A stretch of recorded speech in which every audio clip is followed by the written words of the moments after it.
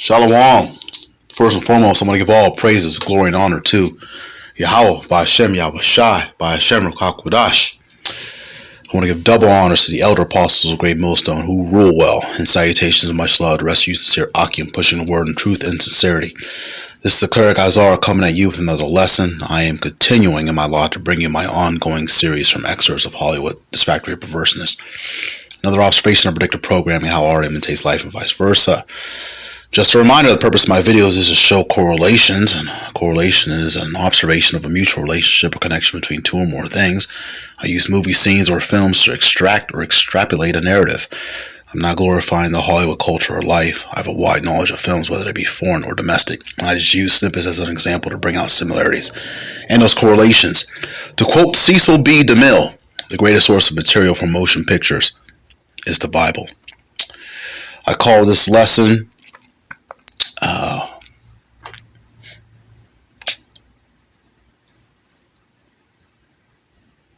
the Conquest of Israel.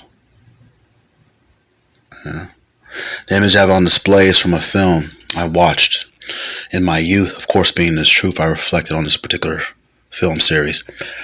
This movie was released on June 14th, 1972.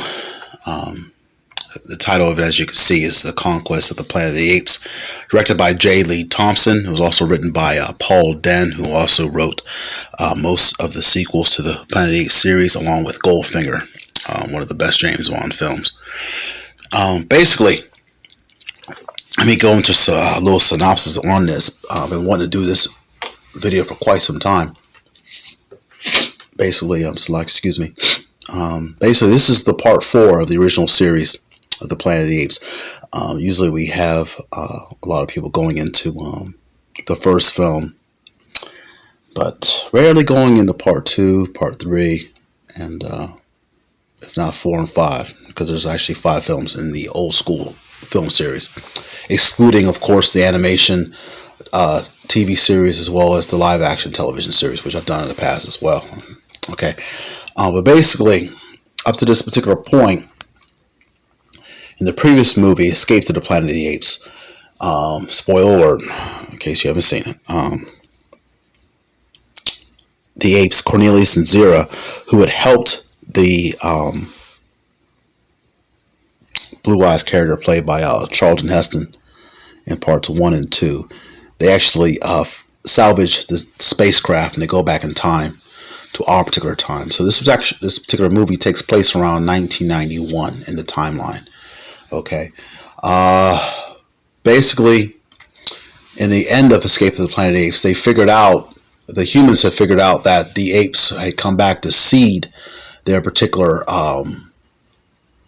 actually they were escaping the destruction of the planet. The planet was blowing up due to nuclear missiles. Okay. And the planet had exploded, but prior to that, like I said, they salvaged the spacecraft that Charlton Heston and the astronauts had arrived in, and they came back in time. All right, with 3 scientists, 3 chimpanzee scientists, and basically the humans found out what the future was, that the apes would rule the planet, so they did everything they could to stop it. They wanted to they found out that Zira was pregnant with the main character of this particular film, which was Caesar, played by Roddy McDowall, who played Cornelius in parts 1 as well as parts 3, which was the father of Caesar. Okay, and so that by the end of the film of Escape to the Planet of the Apes, they had hidden the baby. Okay, you see how this is going back to the Bible, with Yahweh Shai and being hidden, as well as Moses being hidden in the Old Testament. Okay, so they specifically borrowed this from the Bible. Okay, they borrow a whole lot more too. Okay, but most of the film is taken up with the hunt for Caesar, presumably so he can be killed to prevent the future revealed by his parents. However, at no time it's considered that he may have already fathered numerous children who would continue his bloodline. And I never thought about that myself. But they wanted to make sure that this particular Planet of the Apes would not come to be. But at this time, I'm going to go to Wikipedia because I had to refresh my memory. Because there's little particular parts that I didn't know existed, and I gotta rewatch this movie again. Um, Basically, the plot is following a North American pandemic, from a space-borne disease that wiped out all dogs and cats in 1983. The government has become a series of police states, you see that? That took apes as pets before establishing a culture based on ape slave labor. Okay. Oh, just a coincidence, huh? These events were foretold in 1973 as testimony by two chimpanzee scientists, Cornelius and his wife Zero, who I just finished talking to you about. At the end of Escape from the Planet of the Apes, they're killed. Okay. While it appeared their baby was also killed, he evaded death and was secretly raised by the circus owner Armando as a young horseback rider. Now, keep that in mind because I'm going to bring this up eventually, being the fact that he was raised as a young horseback rider. At first, I brought up the scripture and I wasn't sure where I was going to place it, but I was like, wow, I didn't know that he was riding horses, okay, while he was in the circus. All right. Now, keep in mind now, too, Cornelius and Zero were apes that could speak. And it's the first time in the world that they saw this, okay, because the humanity at this time, they didn't know that apes could speak. So it was interesting to find out that in the future apes will be speaking. They just didn't know in what capacity. They did not know that apes would be ruling over them. Only a few people in the government found out. Okay, now fast forwarding to this part 4. In 1991, now fully grown and named Caesar, Armando brought him to one of the cities to distribute flyers for the circus arrival, explaining to the curious ape the events that led to their new reality, while advising him not to speak in public for fear of his life. Okay. Now, when he got to this particular city, Caesar witnessed apes performing various menial tasks, and he was shocked at the harsh abuse inflicted on by rebellious apes. And there's a particular time where he shouts out "lousy human bastards" after seeing a gorilla messenger being beaten and drugged. Okay. Now there's a lot of different symbolism that's being shown in this particular film. One of the main things I want to bring out is the fact that you're going to see the auction blocks, because once Caesar was separated from his owner, played by Ricardo Montalban, he had to assimilate himself with the other apes for safety, and he made sure he wasn't speaking. So they made sure they show you how these apes were being distributed amongst other owners. They were brought on auction blocks. Okay, you see the chains and everything, and so forth, and that's what has happened to our people. Okay, we were on auction blocks when we came over here to Babylon the Great, aka America. Okay. And you also see the servitude, okay, with the female apes, or the female chimpanzees, I should say. They were given all types of menial tasks, such as hairdressing, bookkeeping, delivery, waiting tables, and so forth. And I watched this movie several times, so I'm trying to make sure I have to cover every base. But like I said, you got to see it for yourself. But Esau was really cunning and really something else, showing how the same people who are you blacks, Native Americans, and Latinos who make up the true children of Israel, how you would be in this particular slavery position, but all of a sudden, thanks to Yahweh coming back, they'll be put into the position that they need to be in. Okay, that goes back to the prophecies in Genesis chapter 25, verse 23, and it reads, "And the Lord said unto her, 2 nations are in thy womb, and 2 manner of people shall be separated from thy bowels. And the one people shall be stronger than the other people, and the elder shall serve the younger." Now that's talking about Jacob and Esau, because they were the 2 fraternal twins that were to be born. Okay, the elder would be Esau, the younger would be Jacob. Jacob is the patriarch, or the forefather, or the progenitor of the Israelites. Esau is the forefather, patriarch, or the progenitor of the Edomites, or the so-called white people, or the so-called Caucasians. Okay, and That's basically what's going to happen. Okay. Now it's interesting that I had to go back and read the synopsis of the plot of the story, but I forgot that Caesar was raised to be a horse rider.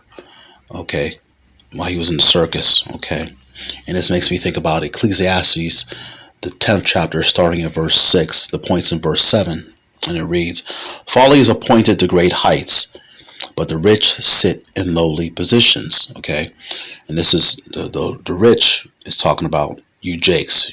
All right, because you are the true biblical Israelites, you blacks, Native Americans, Latinos, and Esau is the folly that's appointed to great heights. Okay, he's in the rulership position as of we speak. All right, verse 7. "I have seen servants upon horses." Okay, and now, now of course, I can't remember in this particular film whether they showed Esau on top of horses, but I'm sure they are in there. Because it's mostly a metropolitan city that they're showing, but I can't recall. But eventually, in most of the ape films, you see the apes on horseback, specifically Planet of the Apes, Beneath the Planet of the Apes. I can't recall Escape or Conquest, but specifically Battle of the Planet of the Apes. There's definitely apes on horseback. Okay, and that's just showing you. And let me read this again. Ecclesiastes chapter 10, verse 7. "I have seen servants upon horses and princes walking as servants upon the earth." Now the servants or the princes walking as servants would be the Jakes. Okay, you Israelites. Okay, you can see that again when you think about Django Unchained and a lot of slave movies. Okay, being the fact that you Israelites weren't permitted to ride horses. Okay, so it's kind of interesting that Caesar's character, played by Roddy McDowall here, was was raised to be a horseback rider. Okay, but you definitely see that in this film. You want to see how Esau pokes fun at Jake's, showing how he knows his future. Because he posed it in this movie. This is a futuristic film. This is science fiction film. Okay, look at the poster. Reads, "All new: The Revolt of the Apes, the most awesome spectacle in the annals of science fiction. Conquest of the Planet of the Apes, the newest and biggest yet." And keep in mind, this has a low Rotten Tomatoes score, but to Jake's back in 1972, this really resounded with them. And keep in mind, a lot of so-called blacks at the time, they were kind of turned off by Planet of the Apes. Even though they kind of knew it was talking about them, they didn't really see the underlying meaning behind this particular film. Okay, and specifically, if you're not really taught the Bible correctly, you're not going to really see the little hidden meaning and the symbolism behind it. Okay. Here's a good scripture for you. Proverbs chapter 19, verse 10. A good precept I found here about putting this video together. Proverbs chapter 19, verse 10, it reads, "Delight is not seemly for a fool, much less for a servant to have rule over princes." And that's the position that we're in currently, in this position that's in this movie as well, in this particular timeline, where you have Esau being in rulership and having us as in menial slave labor, because that's what we are. We're slaves. If you have a job, you have a social security number, that's you're in a servitude position. You got to work to get the things that you need. All right. It's one thing to be in a rulership position where you have slaves, and that's what we're going to get when we get into the kingdom. Okay. And I'm going to end it on this, because I always like to end my videos on a good note with some type of silver lining, and there is light at the end of the tunnel. So in other words, there is a happy ending. I also believe this is one of the only films in the series that was rated R. All the other ones were rated G or PG. I could be wrong at that. Let me double check that. Give me a moment here.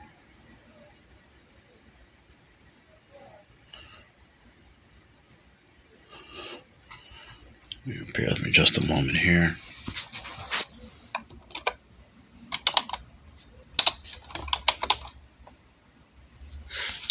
Yeah, but that helps me to. I can't recall, but if it's not PG, it's definitely rated R. But there's also an unrated version on if you get the Blu-ray, where they have a Roddy McDowall delivers this very interesting speech once the apes revolt and they establish the Planet of the Apes at the closing of the film and the credits about to roll. Very, very, very interesting speech. And he talks about having their own dynasty and having their own art and culture and so forth. And the main villain, he's down, and they have all the apes with the they've seized all the guns. And in the theatrical edition, they give mercy to the villain and they don't kill him. But in the unrated version, he's beaten to death. I'm glad I was able to remember that sequence. Also, there was a pre-title sequence that was taken out. There was a nighttime pre-title scene where police on night patrol shoot an escaping ape and discover that his body is covered with welts and bruises as evidence of severe abuse. And you can see all those different slave pictures. You see all the different welts and bruises that were laid upon our ancestors. Okay, and that's what's about to happen to Esau in the kingdom. Okay. Back to my last and final scripture I'm going to bring out. I'm going to bring out Isaiah chapter 14, verse 2. And the people shall take them and bring them to their place. What's the place? Land of Israel. And the house of Israel shall possess them in the land of the Lord for servants and handmaids. See that? There's that paradigm shift that I was alluding to. Okay, and that's what's coming. And they shall take them captives, whose captives they were, and they shall rule over their oppressors. All right. So Esau knows his future. That's why he comes out with movies like this. All right. But I just wanted to bring that out because I know a lot of, starting with the elder apostles on down, it's rare I've ever heard anyone bring out Conquest of the Planet of the Apes. But maybe you want to check that out. Okay. Like I said, there's a lot of symbolism in it, from the revolts, the auction blocks, the servitude, the mistreatment of the apes and things of that sort, as alludes to, you Jakes, the uprising, the revolts that we've had over the years, even up till now, even though it's some of the marching, I wouldn't classify it as a revolt, but some of the riots that have happened, with the Watts riots a couple years before this movie was released, the LA riots and so forth, because Jake is riled up, when he sees things like this, it's like when you first saw Roots, you want to go out and, you don't feel the same, but you may want to check this film out. It's most likely if you have Amazon, you can check it out there. I'm not sure if it's on Netflix.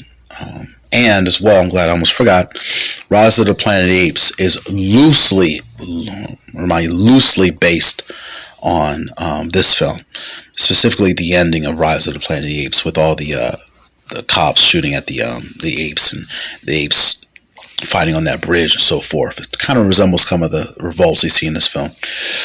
Well, I just wanted to share that. Lord willing, this lesson was edifying. I want to give all praises to Yahweh by Hashem Yahushua, who gives me the strength and the spirit to continue to strive and adore in these last days. Shalom to the hopeful elect, and on to the next video.